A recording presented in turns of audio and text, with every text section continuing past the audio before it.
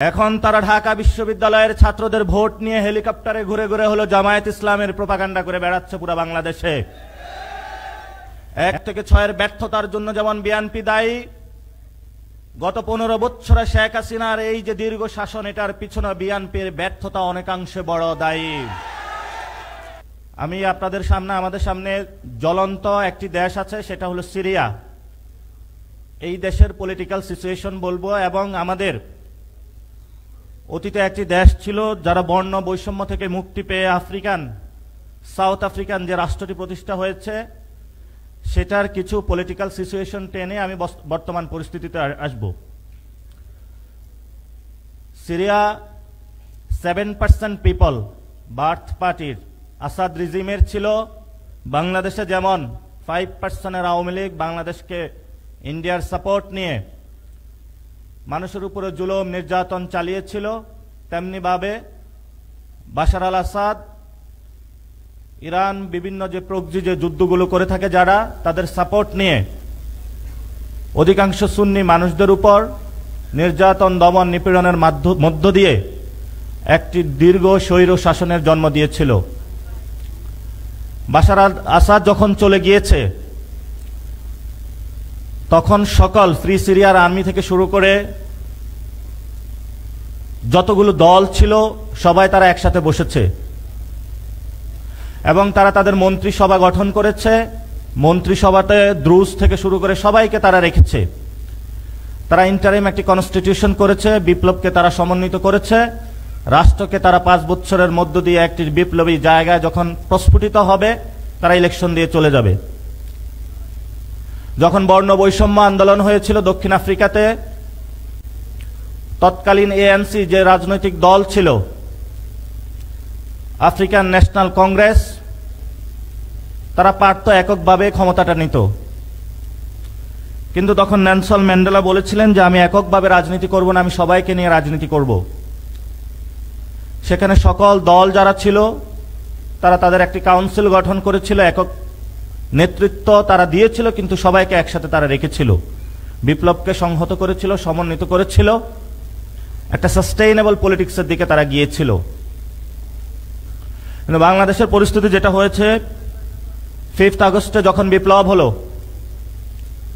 ক্যান্টনমেন্টে যখন মিটিং বসলো, পরবর্তীতে একটি জাতীয় সরকারের আলাপ আসলো, বাংলাদেশের দুর্নীতির অন্যতম মাস্টার মাইন্ড 2001 থেকে 6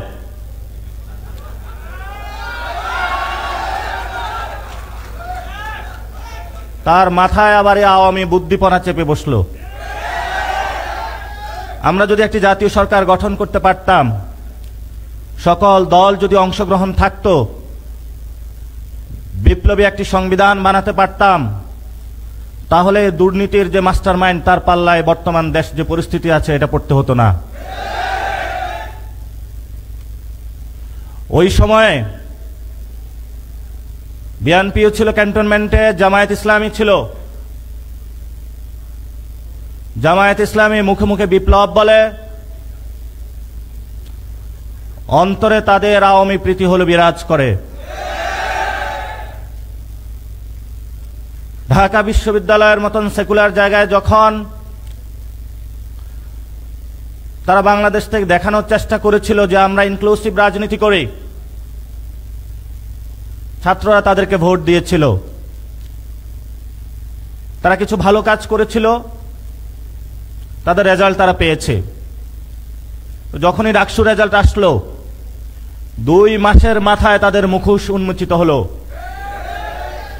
এখন তারা ঢাকা বিশ্ববিদ্যালয়ের ছাত্রদের ভোট নিয়ে হেলিকপ্টারে ঘুরে ঘুরে হলো জামায়াত ইসলামের প্রোপাগান্ডা করে বেড়াচ্ছে পুরো বাংলাদেশে। এমন বিশ্ববিদ্যালয়ের প্রতিনিধি আমরা বাংলাদেশে দেখতে চাইনি। আমরা বাংলাদেশের মানুষকে বলতে চাই, 1 থেকে 6 পর্যন্ত বাংলাদেশের যে বিশৃঙ্খল পরিস্থিতি আপনারা হলো সেখানে পর্যবেক্ষণ করেছেন। তাদের ব্যর্থতার কারণে 1-11 একটি সরকার বাংলাদেশে এসেছিল, যে 1-11 সরকারের মধ্য দিয়ে 15 বছর এমন কোন বাংলাদেশে কোনো তরুণ ছাওয়াল ছিল না যাদের উপরে বাংলাদেশের কোনো জেল জুলুম নির্যাতন নেমে আসে নাই। 1 থেকে 6 ব্যর্থতার জন্য যেমন বিএনপি দায়ী, গত 15 বছরে শেখ হাসিনার এই যে দীর্ঘ শাসন, এটার পিছনে বিএনপির ব্যর্থতা অনেকাংশে বড় দায়ী। যখন আমরা বিপ্লব করলাম, বাংলাদেশকে মুক্তির জায়গা দিয়ে নতুন একটি জায়গার প্রচেষ্টা শুরু করলাম, তাদের এই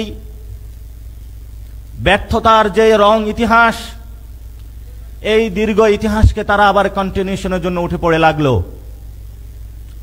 তারা নতুন করে কার্ড নিয়ে আসলো, মুক্তিযুদ্ধের কার্ড। কিন্তু তাদের জীবনে মুখে শুনলাম না যে মুক্তিযুদ্ধের যে একটি সাম্য, মানবিক মর্যাদা এবং ন্যায় বিচারের রাষ্ট্র, এই 3টি শব্দ তাদের জীবনেও আমরা কোনোদিন মুখে উচ্চারিত হতে দেখি নাই। আওয়ামী লীগ মুক্তিযুদ্ধের চেতনার ব্যবসা করেছিল, এখন নতুন চেতনার ব্যবসাদার হাজির হয়েছে আমাদের সামনে। আমরা তাদের উদ্দেশ্যে বলবো, বাংলাদেশে চেতনা দিয়ে পলিটিক্স হয় না। আপনারা 2001 থেকে 2006 পর্যন্ত জামায়াত ইসলামী সহ প্রত্যেকটা সেক্টরে বাংলাদেশে দুর্নীতি করেছেন, আর এখন নতুন করে প্ল্যাটফর্ম বাগিয়েছেন যে তুমি ইসলাম নিয়ে অর্ধেক, আমি অর্ধেক। আগে হলো এক প্লেটে বসে খাইতো, এখন প্লেট ভাগ কিন্তু এক পাতিলে তরকারি। জামায়াত ইসলামী দুর্নীতির জন্য সমান দোষে দোষী, মানুষ এগুলো এখনো ভুলে যায় নাই। এজন্য আমরা এখনো বলি, সময় আছে, সুযোগ আছে। একটি সাম্য, মানবিক মর্যাদা এবং ন্যায় বিচারের রাষ্ট্র গঠনের যে মানুষ স্বপ্ন দেখিয়েছে, সেই স্বপ্নে আপনারা আগ্রহী হন, কিন্তু তাদের কথা কানে যায় না। আমরা তাদেরকে বলবো, 300 আসনে গডফাদার দিয়ে শেখ হাসিনা নিস্তার পায়নি, আপনি কিভাবে পাবেন? কোন জায়গায় আপনি স্বপ্ন দেখতে পাচ্ছেন? সেই স্বপ্নটা আমরা একটু বুঝতে চাই। কয়েকদিন আগে তারা বলল যে তারা নাকি বাংলাদেশে নাকি দুর্নীতি হলো রিমুভ করবে বা দুর্নীতি হলে শেষ করবে। বাংলাদেশের ইতিহাসে সবচেয়ে বড় একটি জোকার একটি কথাবার্তা হয়েছে এটি। এই ধরনের জোকারি কথাবার্তা জনগণের সাথে বলবেন না। এক চোর চুরি করে, বলে আমি চুরি বন্ধ করব। শেখ হাসিনা এক চোর ছিল, চুরি করেছিল। এই চোরের সম্পদগুলো রাষ্ট্রীয় কোষাগারে জমা না দিয়ে দিন দুপুরে ডাকাতদের মতো হায়েনার উল্লাস করে পুরো বাংলাদেশে এই 300 গডফাদার দিয়ে তারা মানুষের সম্পদগুলো রাষ্ট্রীয় কোষাগারে জমা না দিয়ে জনগণকে এখন ভোট ব্যাংক কেনার ধান্দায় তারা মানুষকে প্রতারিত করার জন্য প্রচেষ্টা চালাচ্ছে। আমরা বলবো, শেখ হাসিনা যেগুলো চুরি করেছে, এক চোর চুরি করেছে মানুষ থেকে, আরেক চোর গিয়ে তাদের থেকে চুরি করেছে, এটা তো আরো বড় চোর। এই চোরদের থেকে সম্পদ উদ্ধার করে আমাদেরকে রাষ্ট্রীয় কোষাগারে জমা দিতে হবে। আর এই জন্য বাংলাদেশের যুব সমাজ রয়েছে, ছাত্র শক্তি, যুব শক্তি, তাদেরকে কঠিন ভূমিকায় অবতীর্ণ হতে হবে। আপনাদেরকে, আমাদেরকে ভয় দেখানোর প্রচেষ্টা করা হয়। ভয়টা বাংলাদেশ থেকে দেখায় না, লন্ডন থেকে দেখায়।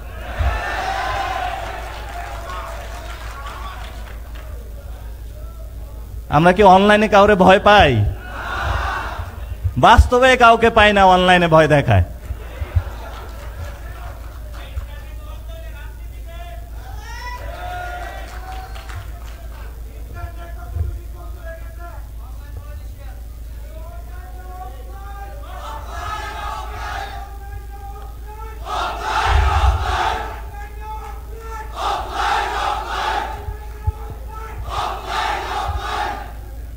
আরেক দল ইসলামের নাম ব্যবহার করে বাংলাদেশে রাজনীতি করতে চাচ্ছে।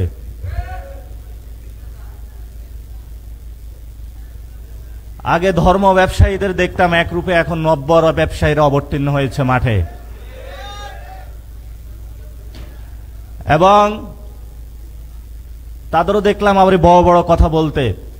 তাদের যে প্রার্থী তালিকা অতীতে ঘোষণা হয়েছিল, সাংবাদিক ভাইরা একটু খোঁজ নেবেন। ওই সময় তো জামায়াত ইসলামী নামটাই ছিল না, তাদের প্রার্থী তালিকা দিয়েছিল জাতীয়তাবাদী রাজনীতির আন্ডারে। তারা ধানে ইলেকশন করেছিল। এই গণ অভ্যুত্থানের পরে জামায়াত ইসলামী বিএনপি গণ অভ্যুত্থানের নেতাদের সিটের আসনের লোভ দেখিয়ে কিনতে চেয়েছিল না। আমরা বলেছিলাম 90-এর ছাত্র নেতারা বিক্রি হয়েছে, 24-এর কোন ছাত্র নেতা ইনশাল্লাহ বিক্রি হবে না, হবে না, হবে না, হবে না। মরে যাবে আত্মমর্যাদার প্রশ্নে আমরা এক বিন্দু ইনশাল্লাহ ছাড় দিব না, দিব না ইনশাল্লাহ। আমরা মাঠে অনেক রক্ত দিয়েছি। আমরা কোন শহীদের রক্তের সাথে বেইমানি করার জন্য পলিটিক্সে নামি নাই। আমরা কোনো চেতনা ব্যবসা করতে চাই না। আমাদের অনেকে জিজ্ঞাসা করে যে তোমাদের তাহলে আদর্শ কি? তরুণ সমাজ শক্ত রকমের লাল পতাকার দুই একটা সিটের বিনিময়ে যারা বিক্রি হতে চায়, এই ধরনের বামও হতে চায় না। ধর্মকে ব্যবহার করে যারা প্রতিনিয়ত বাংলাদেশকে ধর্মকে বিপন্ন করছে, এই ধরনের ধর্ম ব্যবসায়ী হতে চায় না। ন্যাশনালিস্ট ফোর্স বলে যারা আন্ডারে কভারে ভারতের সাথে আতাত করছে, ইন্ডিয়ার সাথে আতাত করে আওয়ামী লীগের সাথে আতাত করছে, আমরা এই ধরনের ন্যাশনালিস্ট ফোর্স হতে চাই না। তাহলে আমরা কেমন রাজনীতি করতে চাই? আমরা আপনাদের এত আদর্শ বুঝি না। কোথায় আমরা মস্কো যাব, কোথায় লাল পতাকা উড়াবো, কোথায় সাদা পতাকা উড়াবো, কোথায় আমরা সৌদি আরব যাব? আমাদের একটাই দাবি, আমাদের তরুণ সমাজের চাকরি চাই। এটাই আমাদের একমাত্র আদর্শ এই মুহূর্তে বাংলাদেশে। তরুণ সমাজের পেটে খাবার নাই। 300 আসনে গডফাদার দিয়ে আওয়ামী লীগের টাকা দিয়ে কয়টা মানুষ কিনতে পারবেন? কিন্তু বাংলাদেশের 90% মানুষের পেটে এখন খাবার নাই। আমরা আপনাদেরকে বলেছি এই ইলেকশনে ইনশাল্লাহ আমাদের শক্ত লড়াই হবে। আমি আগেও বলেছিলাম 100 সিটের নিচে নেমে আসবে, উল্লাস করেছিল। কিন্তু তাদের এখন পরিস্থিতি নিজেরাই এখন টের পাচ্ছে। আরেকটা নতুন দলের এখন পাখনা গজাইছে, জামায়াত ইসলামী। গণ অভ্যুত্থানে করছে যারা শহীদ ফ্যামিলি তারা, আর গণ অভ্যুত্থানের এখন নতুন চেতনার কথা বলে তারা নতুন ধর্ম ব্যবসা করে জনগণকে বিভ্রান্ত করার চেষ্টা চালাচ্ছে জামায়াত ইসলামী। জামায়াত ইসলামের এইসব বন্ডামি বন্ধ করতে হবে। যদি রাজনীতি করতে চান সোজা পথে আসুন। খুব মিষ্টি মিষ্টি কথা বলে, মিষ্টি কথার আসলে আড়ালে কি আছে সেটা তো আল্লাহ জানে। তবে আমরা দেখেছিলাম তাদেরকে অতীতে যখন ছিল, সুখকর ব্যবস্থায় আমরা তাদেরকে পাইনি। পাকিস্তানও এই ধরনের জামায়াত ইসলামীর একটি পাখা গজাইছিল, একটি আসনে তারা পায়নি। আমাদের সামনে কঠিন লড়াই আছে। এই লড়াইটা আমাদের লড়তে হবে, আমাদের দূর সাগরে পাড়ি দিতে হবে, মনোবল শক্তিশালী রাখতে হবে। আমরা যেভাবে অতীতে রেখেছিলাম ভবিষ্যতে রাখব। গত 1 বছরে আমাদের পকেটে কোনো টাকা নাই। বাসা থেকে বের হওয়ার সময় ফ্যামিলি জিজ্ঞেস করে যে আর কত টাকা দিব তোকে? আরে বিপ্লবের স্বপ্নে যে রঙিন হয়েছে, পৃথিবীর কোনো কিছুই তাকে ক্রয় করতে পারবে না ইনশাআল্লাহ। এই যে আমাদের যে প্রতীক, ডিসপ্লেতে একটা প্রতীকটা দেখাবেন, এখানে আপনারা দেখতে পাচ্ছেন, এটা হলো আমাদের লোগো। এখানে শাপলাটা আছে, এই শাপলা আমরা পরিবর্তন করব না। অনেকে বলা হয়ে থাকে এটাতে স্টেট সিম্বলে আছে। আমরা যেদিন ক্ষমতায় যাব তখন বাংলাদেশের মানুষের সামনে এটাই তুলে ধরব, এই হলো আমাদের লোগো। রাষ্ট্র ক্ষমতায় যাওয়া পর্যন্ত আমাদের এই নিরন্তর লড়াই আমরা চালিয়ে যাব। আমরা নির্বাচন কমিশনে গিয়েছিলাম, আমাদেরকে বৈষম্যমূলক আচরণ করা হয়েছে। আমরা সেখানে অবরোধ দিতে পারতাম, ঘেরাও করতে পারতাম, কিন্তু আমরা ধৈর্য ধারণ করতেছি। আমরা গণতান্ত্রিক পন্থায় যাওয়ার চেষ্টা করছি। পরিশেষে আমরা শাপলাকলিতে সবাই একীভূত হয়েছি, কিন্তু এই তরুণ সমাজ আপনাদের দায়িত্ব এই ইলেকশনে, আগামী রাজনীতিতে এই শাপলাকলিকে ফুটাতে হবে আমাদের ইনশাআল্লাহ। রাষ্ট্রপতি, প্রধানমন্ত্রী ভবন, পার্লামেন্ট থেকে শুরু করে জাতীয় পর্যায়ে যত জায়গা রয়েছে, আগামীর বাংলাদেশে গণ অভ্যুত্থানের সৈনিকরা ধাপিয়ে বেড়াবে ইনশাআল্লাহ। আপনারা যখন জিয়াউর রহমান রাজনীতিতে এসেছিলেন, উনি রাষ্ট্রীয় যন্ত্র ব্যবহার করে বিএনপি নামক দলটা প্রতিষ্ঠা করেছিলেন। তাদের জীবনের একটা সুযোগ দিয়েছিলেন বেগম জিয়া, পথে প্রান্তরে ঘুরে। সেই সুযোগটা কাজে লাগাতে পারে নাই দুর্নীতির মাস্টারমাইন্ড। আজও পর্যন্ত তারা একটি দলের স্ট্রাকচার গড়ে তুলতে পারে নাই। তাদের জীবনের লক্ষ্যই হলো ৩০০ গডফাদার দিয়ে কিভাবে পার্লামেন্টটা দখল করা যায়। আমরা বাংলাদেশের মানুষের কাছে আহ্বান রাখব, যারা দেশে আসার সাহস পায় না, যারা অনলাইন ভিত্তিক রাজনীতি করে, যারা দুর্নীতির মাস্টারমাইন্ড, আপনারা এই ইলেকশনে তাদেরকে লাল কার্ড দেখাবেন। যদি আপনারা তাদেরকে লাল কার্ড দেখাতে না পারেন, তাহলে আপনার সন্তান, আপনার বউ, আপনার স্বামী, আপনার যে প্রজন্ম আছে, এই প্রজন্মকে এই ৩০০ গডফাদার তখন লাল কার্ড দেখিয়ে দিবে। সিদ্ধান্ত হলো আপনার হাতে। ৫ বছর পরে সুযোগ আছে বাংলাদেশের মানুষের সামনে, কিন্তু আমাদের সামনে অন্তত প্রায় ২০ বছর পরে সুযোগ এসেছে নিজেদের শক্তিমত্তা প্রকাশ করার জন্য। সারা বাংলাদেশের মানুষকে আহ্বান জানাবো, যারা বিপ্লবের অগ্নিপন্থায় পরীক্ষিত, বিপ্লবকে যারা নেতৃত্ব দিয়েছে, আপনারা তাদের পক্ষে থাকবেন। এখন অনেক সংসদ সদস্য দেখি বড় বড় কথা বলে, যারা ছোট্ট একটা কুঠুরিতে ছিল, যাদেরকে আমরা মুক্ত করে দিয়েছি, মুক্ত করে বলে তুমি কেডা এখন। আমরা তাদেরকে বলতে চাই, আগে ছিলেন তো জেলে, শেখ হাসিনা নিয়েছিলেন জেলে। যদি জনগণের সামনে আপনারা জনগণের সাথে আবার নতুনভাবে প্রতারণার চেষ্টা করেন, তাহলে জেলেও যাওয়ার আর সুযোগ পাবেন না। যদি জেলে যাওয়ার সুযোগ না পান, দুইটা পন্থা আছে, একটা হলো কবর, আরেকটা হলো বিদেশ। বিদেশ আপনারা পরীক্ষা করে অলরেডি নিয়েছেন, বাকি থাকে কবর। সেই কবরের মধ্যে আপনাদেরকে যেতে হবে ইনশাআল্লাহ। আমরা কাউকে কোনো কথা বলি না এই পর্যন্ত, আওয়ামী লীগকে আমরা কোনো কিছু বলি না। আমরা বিচারের জন্য অপেক্ষা করতেছি। বিএনপির যারা চাঁদাবাজি করেছে, সন্ত্রাস করেছে, দুর্নীতি করেছে, আমরা বলবো বিচারের কাঠগড়ায় তাদেরকে দাঁড় করাতে হবে। আমরা যদি সরকারে আসি, ১ টাকাও হলো জনগণের পকেট থেকে তারা দুর্নীতি করে, জনগণের পকেট থেকে সন্ত্রাসী করে চাঁদাবাজির মাধ্যমে নিয়েছে, আমরা তাদেরকে বিচারের আওতায় না আপনাদের পকেটের টাকা ইনশাআল্লাহ আমরা ভবিষ্যতে ফেরত দেব। ব্যবসায়ীর ভাইরা হতাশ হবেন না। রাতের বেলা যদি কল আসে লন্ডন থেকে, মোবাইলটা উল্টিয়ে রেখে দিবেন, শান্তির একটি ঘুম দিবেন। আজকে ১ কোটি চান্দা দিয়েছেন, কালকে রাতে ফোন দিয়ে ২ কোটি চান্দা চাবে। চান্দা দিতে দিতে জীবন চলে যাবে, কিন্তু তাদের থেকে আপনাদের মুক্তি পাওয়া সম্ভব নয়। মুক্তি দিতে পারে একমাত্র বাংলাদেশের এই যে তরুণ সমাজ, যারা আপনাদের রাতে ফোন দিয়ে চাঁদা চায় না, বরং আপনাদেরকে বলে আপনার কারখানা যদি বন্ধ থাকে আমি গিয়ে আপনার কারখানায় কাজ করে দিব, তবু আপনার ফ্যাক্টরিটা বন্ধ করবেন না। কথা অনেক হয়েছে, আমাদের ইনশাআল্লাহ একটি জোট হয়েছে, আমাদের একটা পলিটিক্যাল অ্যালায়েন্স হয়েছে।